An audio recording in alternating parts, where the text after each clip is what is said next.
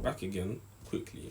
I wasn't sure if I was gonna do one or two vids, but when I was reading the second half of Leviticus chapter 2, it mentioned the tribe of Dan. That was the last tribe I believe that it mentioned, and that reminds me of two characters in the Bible, Aholiab and Bezalel.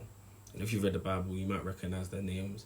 These were the two people that were in charge, that God empowered, that He gave them His Spirit to create the tabernacle. Two people that I'm very fascinated and intrigued with, and I like the story because for the first time for me, that's where I saw creativity in the Bible, and I saw that it came from God. And I'm not talking about God creating, but I mean creativity in the sense of the word that we know today, not in the sense of creating matter and creating universes and creating the world, but in design, architecture.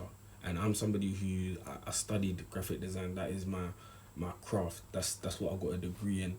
So I really related to their characters and saw that raw creativity came from God. And I remember in my final assignment for uni, it was titled Creativity in the Bible, and it was about these two characters. So I studied them a lot. Why that triggered that memory is because I believe one of them was from the tribe of Dan, and the other one was the tribe of Judah. And if I'm remembering correctly, the sign of Dan was the symbol was a snake, and the one of Dan, the one of no wait yeah the one of Dan was a snake, and the one of Judah was a lion. And I think you should know that because they called Jesus the Lion of the tribe of Judah.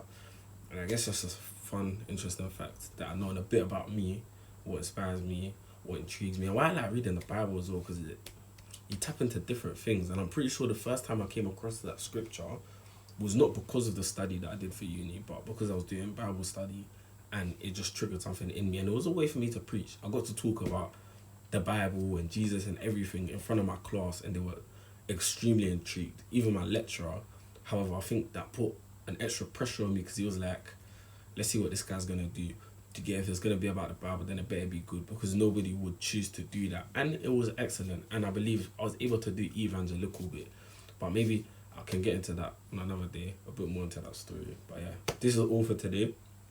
Gonna go with my routine, exercises, the rest of that. So you lot have a blessed day. Make sure you read your word today.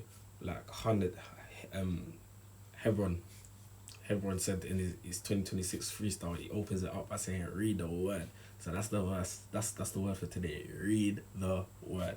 But yeah, I'm out. That's all from me.